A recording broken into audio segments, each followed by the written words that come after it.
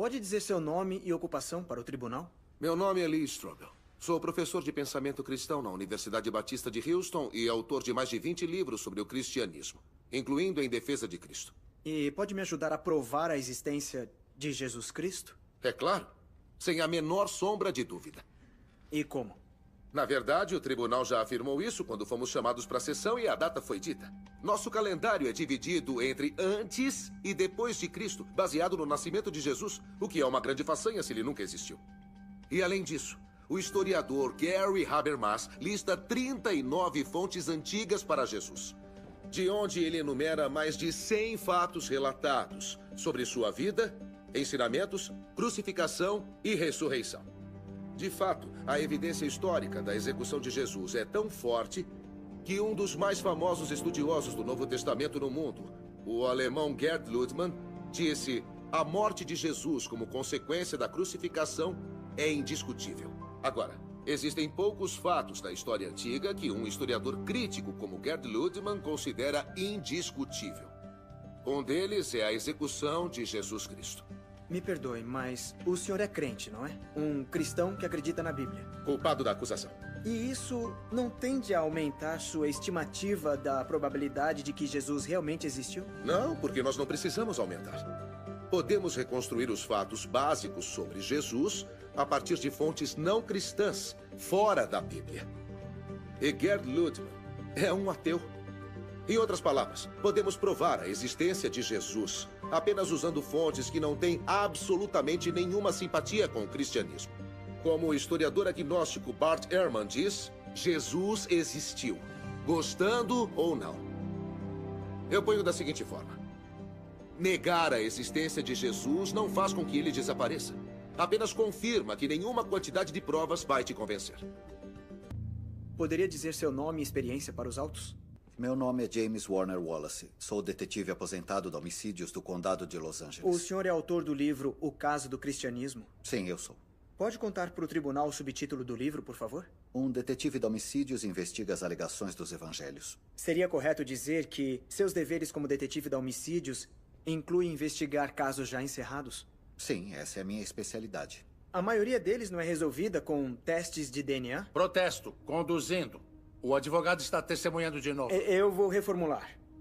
Desses seus casos encerrados, quantos foram solucionados através do DNA? Nenhum. Isso é popular na TV, mas nosso departamento nunca teve a chance de solucionar um caso pendente com DNA.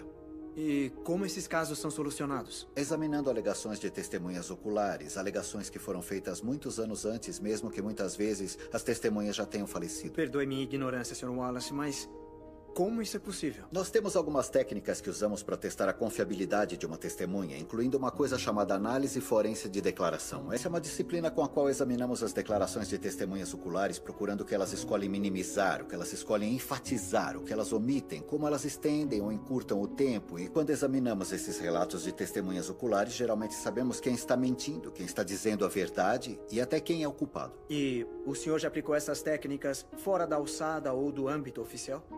Sim, já apliquei minha especialidade na morte de Jesus pela mão dos romanos e, na verdade, estudei os evangelhos como se estivesse estudando qualquer outra declaração forense. Em questão de meses, eu determinei que os 4 evangelhos, escritos de diferentes perspectivas, contêm relatos de testemunhas oculares sobre a vida, o ministério, a morte e a ressurreição de Jesus. E o senhor considerou que os 4 relatos fizessem parte de uma conspiração destinada a promover a crença numa nova fé?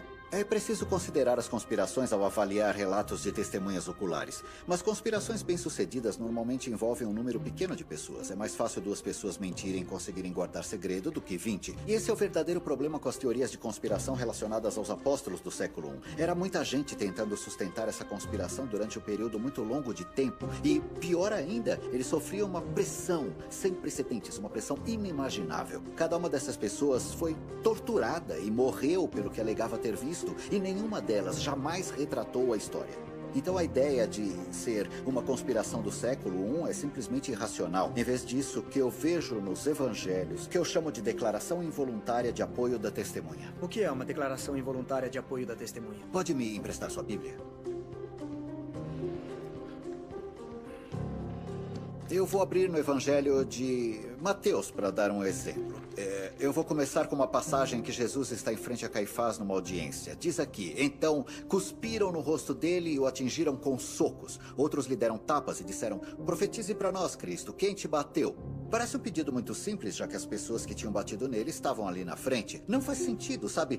Por que seria profetizar dizer quem bateu nele? Mas só quando se lê Lucas que se obtém a resposta. Ele disse: os homens que vigiavam Jesus começaram a zombar e a bater nele.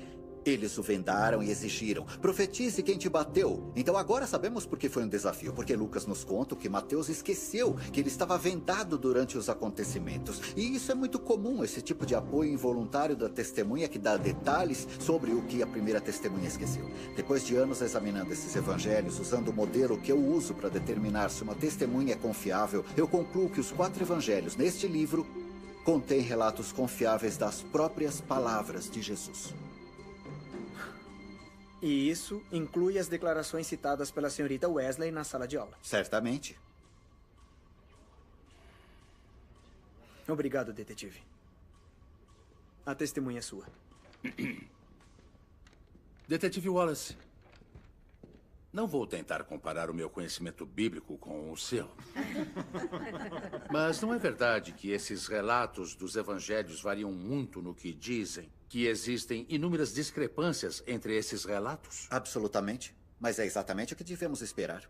Eu não entendi isso. Relatos de testemunhas oculares sempre diferem na maneira em que elas se lembram da história. São diferentes perspectivas geográficas com suas histórias, até mesmo onde estavam no local. Quando eu examinei os evangelhos, estava tentando determinar se os relatos eram precisos e confiáveis, apesar das diferenças que encontraria entre eles. E como cristão devoto, o senhor sente que conseguiu? Sr. Kane, acho que me entendeu mal. Quando comecei o estudo, eu era um ateu devoto. Comecei a examinar os evangelhos como um cético convicto, não como um crente.